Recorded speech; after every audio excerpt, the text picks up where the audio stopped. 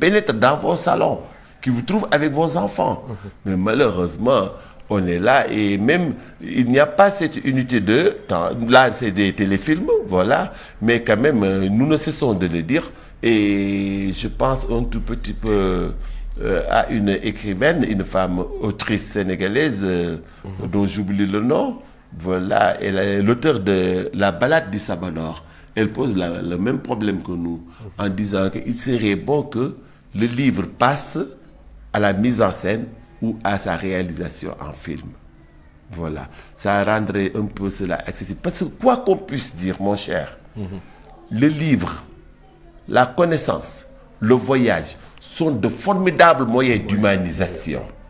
Et aujourd'hui, notre problème principal, c'est la conception de l'autre, sans qui le monde me serait cruel, qui est mon semblable du semblable, à qui je dois respect.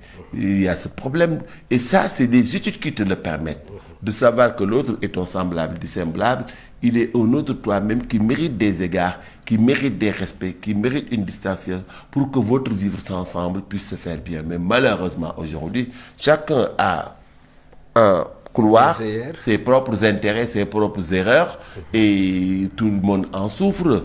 Je pense un tout petit peu aux efforts louables que le service d'hygiène est en train de faire au niveau de nos localités à Guédiawaye.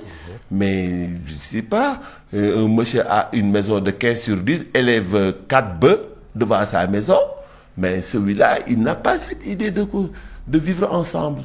Et l'élevage urbain est en train de faire mal aux voisins de ces gens qui s'adonnent à cette activité. Un intellectuel ne ferait jamais ça. Mais bon, le fameux de Maïdan Samodole permet toutes les dérives dans ce pays. Donc c'est un peu dommage. Que faire pour corriger ces dérives? Parce qu'on a vu récemment, voilà, l'éducation, vous l'avez dit, ce qui va nous permettre même d'apostropher le ministre de l'éducation à travers les réformes qu'il est en train de consentir pour que l'école puisse au moins soit un lieu où on met l'humain au centre. Bien sûr, voilà. Ils l'ont dit, il a son fameux unité là, qu'on ne cesse de dire. Mais aussi, l'on est confronté à des compréhensions des œuvres qui sont dans les programmes. Imaginez, vous lisez une si longue lettre de Mariam Maba.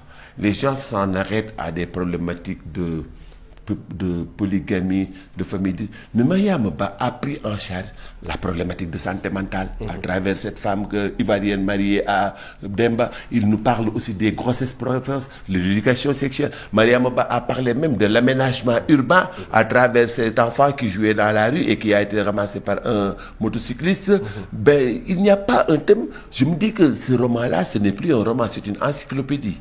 Et cette dame passe formidablement en crible tous ces maux dont nous souffrons aujourd'hui. Et ce roman, on devrait se battre pour que les professeurs, de manière passionnée, se partagent des œuvres au-delà de Mariam Maba. Parce qu'il n'y a pas de mauvais livre. Il n'y a pas de mauvais livre. Tout livre. Parce qu'aujourd'hui, je suis un peu étonné quand je vois les gens parler de développement personnel, de rang. Mais ils sont dans nos livres. Un élève qui lit, qui suit convenablement le programme scolaire a été défini par des psychopédagogues, des spécialistes, et répondre à chaque phase de l'âge de l'enfant. Et aujourd'hui, tu vois des collègues qui ne savent même pas telle œuvre dans quel thème ils s'inscrivent. Quand ils viennent en troisième, ils ont par exemple, regarde comment est intitulé leur premier chapitre en littérature.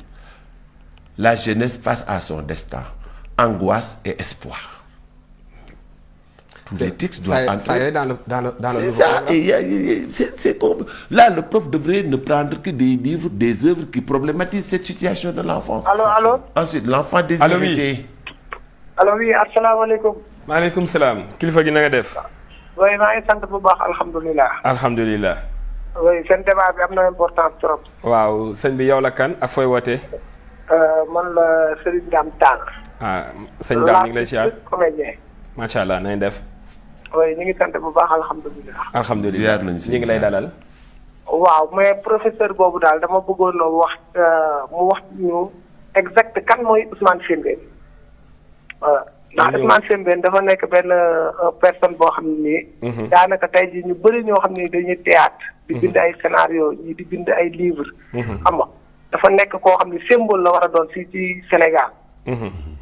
te boo xoolee ba ñun waa Sénégal dafa mel ni xamuñu jëmm jooju li mu participé ci milieu théâtral ak ci monde cinématographie ak ci wàllu livre tey boo demee au niveau du Burkina ñooñu dañ koo teg foo xam ne def ko benn euro moom bañ na ko ba néeg bi nga xam ni foofu la Ousmane Sembène génnee àdduna pour nga ñëw fa visite da ngay fay xaalis bu weex tàll kon ku mel noonu nag bu nekkee Sénégal est-ce que du baax ñu mel ni professeur bu toogee ñu leeral ñu gën ñoo yokku ci moom pour ñu xam li ñu xamul woon ci ki nga xam ne moom mooy jëmm Ousmane Sembène.